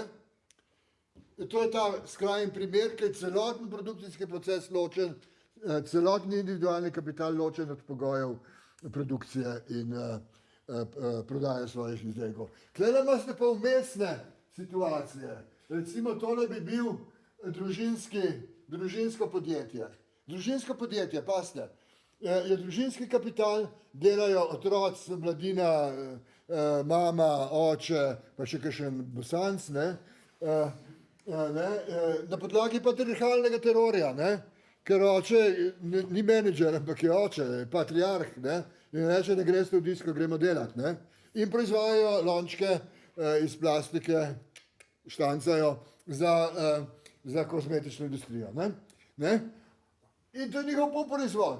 Ampak kaj se dogaja s tem polproizvodom, nimajo kontrole. In če bojo oni rekli, bomo drugačne lončke delali, ker je naša konkurenca ene zelo fancy dala, ne? Pa vas skenslamo, bomo najeli, bomo kar v Bosni delali, ne? Bo vse veliko bolj pocen, pa še nimajo sindikatov, ne? Tle pa skozi neki še zmeram setnarji v Sloveniji, ne? Pa so avt. Tle imate pa prekarca. On lahko je celo lastnik produkcijskega sredstva, ker dela na računalniku. On lahko organizira svoj delovni čas znotraj tistega roka, ki mu ga naročnik postavil. Ne ve pa, kakšna je njegova situacija na trgu delovne sile. On ima lahko konkurenta v isti hiši v spodnjem stanovanju. Oba delata dizajne ali pa software za neko multinacionalko. Ne? Pa ne veste, da sta v konkurenci. Pa ne veste, kakšno plačo lahko zahtevata, ne? Kakšen honorar lahko zahtevata. Ne? Čeprav bi se lahko povezala, pa se ne morete, ker ne veste drug za drugega. Ne? To je pa situacija prekarca, ki živi od projekta do projekta, projekt diktira nekdo drug, on ga mora izpolnjevati, znotraj tega mehurčka se pa počuti svobodnega, ker reče, bom delal čez nedeljo, ne, pa soboto moram tudi delati, pa ja, ne moram je tukaj, ne moram delati, ne. Skratka, ne, tako svobodno razpolaga svojim časom in se ne more organizirati v razred. Ne. To je novi proletariat, ki je zaenkrat razbit, tako kot so bili razbiti ljudje za tekočim trakom, dokler se niso organizirali. Se v Ameriki sem pol mafijo za vrat poslali, pa so sindikati postali varianta mafije. Ne? Ampak pač ta začetno obdobje malo dolg traja. Ne? Ampak to je ta situacija, razbita družbena sestava delovne sile, svetovni trgi delovne sile, veste, zdaj bomo mi Filipince uvažali, pazite, se vam ne zdi to obsceno. Država nastopa kot trgovc sužnji, ne? To je hujška Britanija, ne? Oni so se vsaj delali, da ne vidijo trgovine sužnji. Heterogena sestava delovne sile, se pravi, nimate organizacije, ne? Zato lahko učiteljstvo stavka, pa zdravniki stavkajo, pa državni uslužbenci vsak dan pridejo skup. Vejo telefonske številke vseh svojih kolegov po vesoljni Sloveniji. Ne? Ni problem se organizirati, ne? Ker so oni organizacije države v resnici. Te se pa ne morajo, ne? Čeprav delajo isto za istega proizvajalca mogoče. Heterogenizacija dohodkov gospodinjstva. Večina jih je itak samotnih, ne? Živijo sami. Ne? Ampak če gospodinjstvo, pač eni so v službi, drugi niso, eni so na projektu, te so vrgli službe, ne? Eni prodajo na bivšem trgu tisto, kar so mogoče sunali iz Maximarketa. Skratka, imate heterogene dohodke, ne? In če boste heterogene dohodke gospodinjstva, je treba držati disciplino, se pravi, nema svobode. Ne? Patriarh bo določil, kaj se bo delalo, kako se bo trošil, in če patriarh ni zadost, pa farja pokliče na pomoč. Ne? Če pa ta ni, bo pa prišel ethnic business, pa bomo manjšina, pa bomo folkloro plesali, ne? Čeprav smo hodili v disko še včeraj. Identitetne kulture. Fino za oblast, vsak zase, vsak svojo rit drži. Majhne skupine, vsi so manjšine, vsi so ranljive skupine, pa bomo zdaj ne poskrbeli. Ampak organizirali se pa ne bojo, antisistemsko pa nikoli. Ker bomo mi skrbeli za ene, kar pomeni, da so že posrkani, to je Foucaultovski mehanizem. Mi, sociologi, pa pomagamo, bomo raziskovali ranljive skupine, s čimer jih konstituiramo. In potem so pol žrtve menedžmenta države, upravnih strategij. To je pa Foucault. Čeprav sem ga jaz ironično navedel kot tistega, ki pogumno govori resnico o oblasti. Parezijasta, ampak ampak tukaj ima pa prav. Evo, če sem približno odgovoril.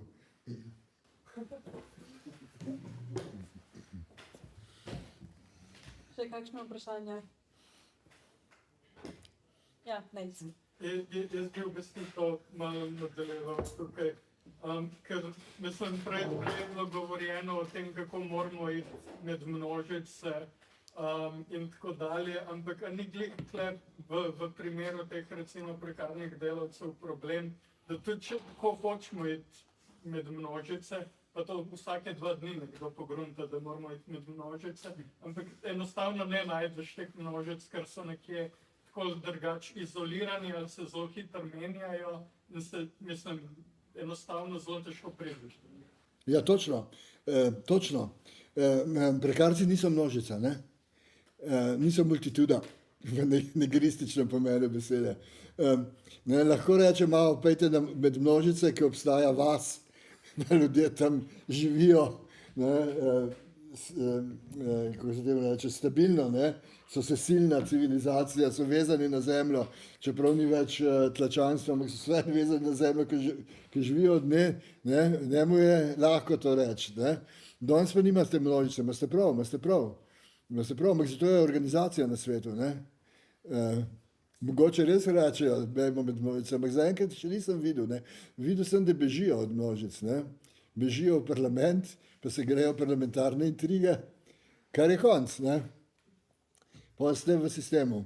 Ali pa sindikati, sem slišal sindikatov, da jim ni bilo všeč, ker smo jim rekli, da so proletarska organizacija, kar se je dal dokazati na osnovi stališč delavcev v tovarnah, kako zaupajo sindikatu, in kaj od njega vse pričakujejo.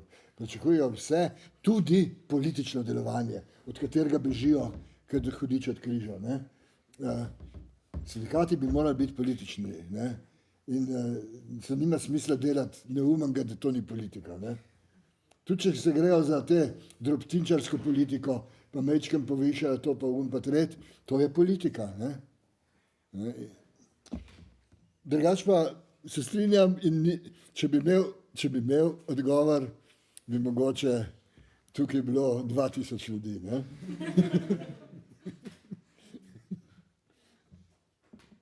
Še kdo?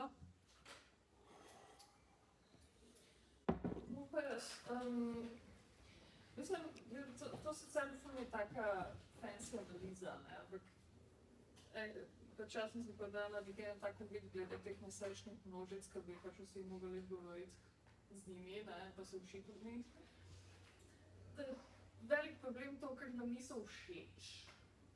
Pa tega, o tem nećemo govoriti, pa to je tako ful pač antisocialistično, da to poznaš, ampak pač greš k tej množici, pa ta množica pač nima kaj dosti pojma, kaj je to socializem, ali pa se jim zdi, da je to pač nekaj taka grozna stara, pa živeta zadeva, pa so seksistični, pa so rasistični, pa so homofobni, pa transfobni, pa jejo meso, pa take reči. Tako da, ja, ne vem, sam kot random pripomba, mislim, če se da iz tega kaj pametnega narediti. Ja, lejte, Mao Tse-tung je rekel, bodite potrpežljivi. Nikoli ne zahtevajte več, kot je ljudstvo pripravljeno. Ker ne boste uspeli, boste avanturisti, kar je vse res. Vse to so plehke resnice, ampak v praksi jih je težko upoštevati. Druga stvar je pa tale, lejte, ker ste homofobijo omenili. Absolutno drži. Ena dobra knjiga obstaja, Eribon, povratek v BCF je išla. Zelo dobra, avtobiografska knjiga delavskega aktivista, ki je homoseksualec. In pač kako je doživel pri svojih tovariših političnih homofobijo. No, skratka, lejte, Erik Fromm, ki je po vojni bil humanist, pa revizionist, psihoanalitičen, je v 30 letih naredil eno genialno sociološko raziskavo med delavstvom in nižjimi kadri, se pravi blue collars pa recimo sivi ovratniki. Ne? To je bila raziskava, ki jo je delal za ta sloviti inštitut za družboslovne raziskave v Frankfurtu. Naredili so raziskavo, potem je prišel pa nacizem, pa so bežali, pa so samo en kos te dokumentacije uspeli prenesti v ZDA in potem je to nekje ležalo in je išlo šele po Fromovi smrti. Point je bil pa v tem, da so jih spraševali o političnih stališčih, pa o stališčih glede družinskega življenja. In potem so, kaj so najdeli. Politična stališča so bila socialdemokratska pa komunistična. Pa, družinska stališča so bila pa patriarhalna, ne glede na to, ali so bili socialdemokrati ali komunisti. Ne? Skratka, razbil je mit, da mora biti človekova psiha enotna, homogena. Naša psiha je polifona, kot bi rekli Bahtinovci. Ne? Mi imamo različne ideološke modele v glav in ne vemo, da jih imamo. In preskakujemo, ne da bi vedeli, da preskakujemo iz enega drugega. In smo lahko hkrati borci za razredno pravico in težki tirani, ki tepemo ženo doma. Ne? Ali pa se napijemo, pa tako naprej, tepemo otroke. Skratka, če bi imeli homogeno psiho, bi bili mravlje ali pa čebele. Ne? Tako da ima ta palca dva konca, kot vsaka. Ne? Je grozen. Ne? Je grozen, ampak v tem je ravno šansa, kar pomeni, da stvar ni rigidna, da se jo da spreminjati. Ne?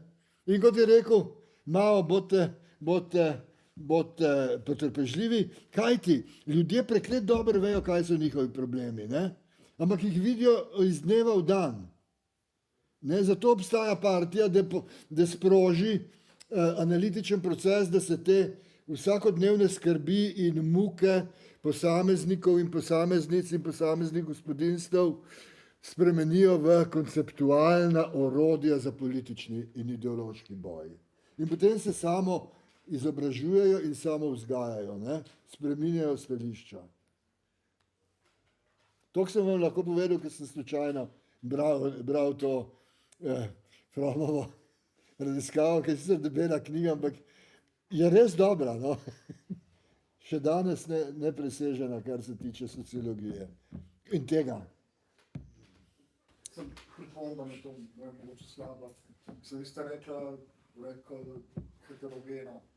Sami tukaj tudi pol neko pravilo, da čeprav so socialdemokrati pa komunisti so patriarhati, se pravi, to ni naključje, ampak je.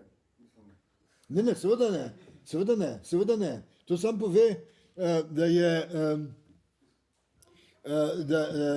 sam pove nekaj o strukturi družbe, da so osnovne enote reprodukcije ločene od političnega življenja, naprimer. Da kapitalizem živi od neplačanega dela žensk in mladine v gospodinstvih in take stvari. Ne? Ampak to je treba, ne?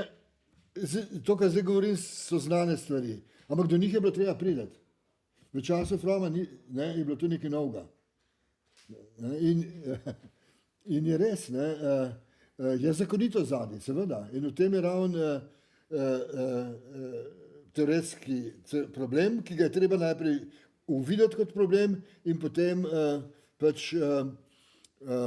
refleksivno teoretizirati, se pravi, ko mi gradimo teorijo, gradimo tudi svojo politiko. Ne? No, imam še jaz eno vprašanje, in sicer, če ni partije, pa na univerzi, pa v nevladnih organizacijah ni mesta za teorijo, kje lahko sploh delamo teorijo? Lejte, jaz jo delam, ker sem v pokoju. Delam slabo, ker sem star, pa sem počasten. Ne? Grem sam sebi na živce. Lejte, ena stvar je gverila. Ne? Se pravi, vi delate glupe projekte, ampak ne, berete še kaj drugega, kot tisto, kar je mainstream. Ne? In bolj pa se pred vprašanjem, koliko daste v končno poročilo tega, kar je res, kar ste res dognali, da ne boste drugič padli ven. Ne? Veste, recimo, mi smo večkrat padli ven, smo pogrunili zato, ker smo imeli delavstvo v naslovu projekta. Ne? Potem smo naredili velik koncesijo, pa smo rekli kultura delavstva.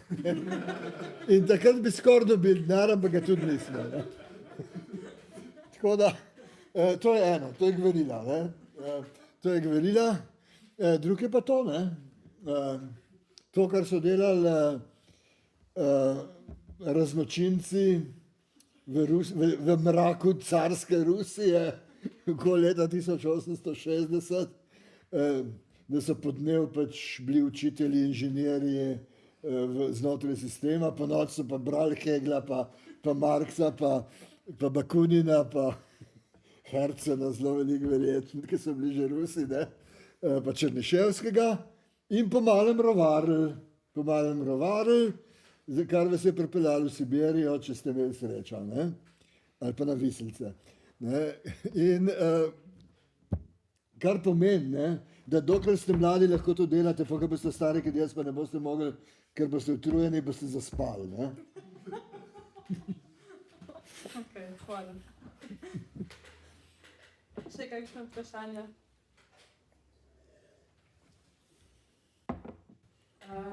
Potem pa zaključimo.